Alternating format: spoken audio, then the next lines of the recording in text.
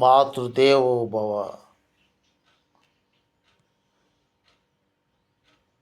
ఎంత డబ్బు ఉన్నా కానీ సంతోషం ఉందా మీకు? లేదా? ఇంట్లో ఎప్పుడు భార్యతోటి పిల్లలతో లొల్లిలా? అవునా? మనశ్శాంతి లేదా? మనశ్శాంతి లేదా? సంతోషం లేదా? ఎంత తిన్నా ఎంత ఇది చేసినా కానీ బరకత్ లేదా?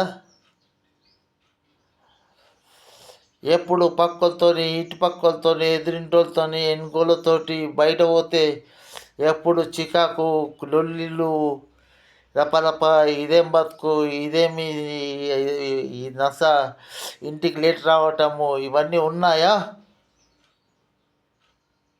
ఇది భార్య చేసే పని కాదు. భర్తకు చెప్తున్నా. ఒక కుటుంబంలో భర్త ఒక యజమానికి చెప్తున్నా. ఒక కుటుంబంలో ఒక పిల్లలకు తండ్రి, భార్యకు భర్తకు చెప్తున్నాను నేను, అందరికి కాదు, కుటుంబంలో అందరికి కాదు. ఇవన్నీ లేవా? అవన్నీ చికాకులు ఇకాకులు,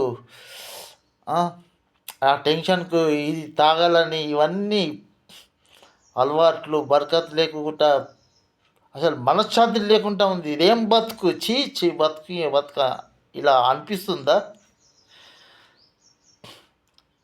అయితే మీరు ఒకటి చేయాలి. అవునండి, అవును, అవునండి, అవును. ఏం చేయాలంటే మీరు ఉదయాన్నే స్నానం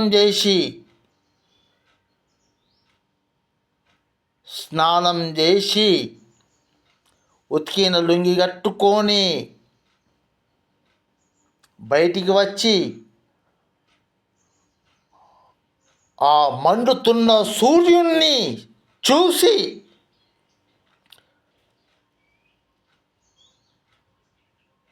నమస్కారం చేయు. అయ్యా, నా ఇంటి మీద చెడు దృష్టి ఉన్నది, నా కుటుంబం మీద చెడు దృష్టి ఉన్నది,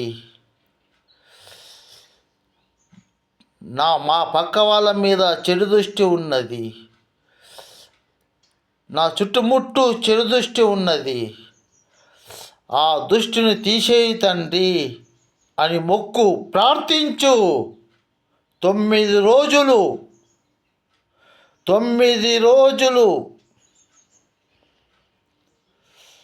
నువ్వు 9 రోజుల తర్వాత ఒక కొబ్బరికాయ తీసుకొని పసుపు కుంకుమ పెట్టి 2 అగరబత్తులు ముట్టించి 2 అగరబత్తులు తులసమ్మ దాంట్లో పెట్టి పసుపు కుంకుమ తులసమ్మకు పెట్టి నువ్వు కూడా పెట్టుకొని మీ కుటుంబం అంతా అందరికి పెట్టి, పిల్లలకు భార్యకు అందరికి పెట్టి, ఆ సాక్షాత్తు ఆ మండుతున్న ఆ సూర్యుని చూసి ఆ కొబ్బరికాయ ఆ భూతల్లికి కొట్టి ఆ 2 వక్కలు గేటుకు ఇటుపక్క అటుపక్క పెట్టి, ఓ సూర్యదేవా, నా ఇంటి మీద ఉన్న నరదోషాలు చెడు దోషాలు అన్నీ పోని అని ప్రార్థించు. నేను చెప్పినట్టు అంటే అట్లా ప్రార్థించినా నడుస్తుంది. నీకు నచ్చినట్టు నువ్వు ప్రార్థిస్తే ఇంకా మోక్షము. సూర్యుని ఆ సూర్యకాంతులు తొలగిస్తాయి. సాక్షాత్తు ఆ సూర్యుని నువ్వు జపిస్తే 9 రోజులు సాక్షాత్తు హనుమాన్ టెంపుల్లో ఉన్న నవగ్రహాలకు చెందుతుంది సూర్యునికి చేసిన పూజ నవగ్రహాలకు చెందుతున్నది.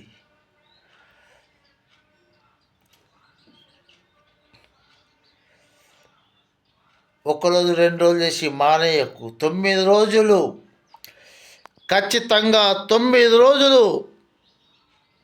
చేయాలండి. అవునండి, అవును, చేయాలి, ఖచ్చితంగా చేయాలి. మీరు బాగుండాలి, మీతో పాటు అందరు బాగుండాలి. మాతృదేవో భవ.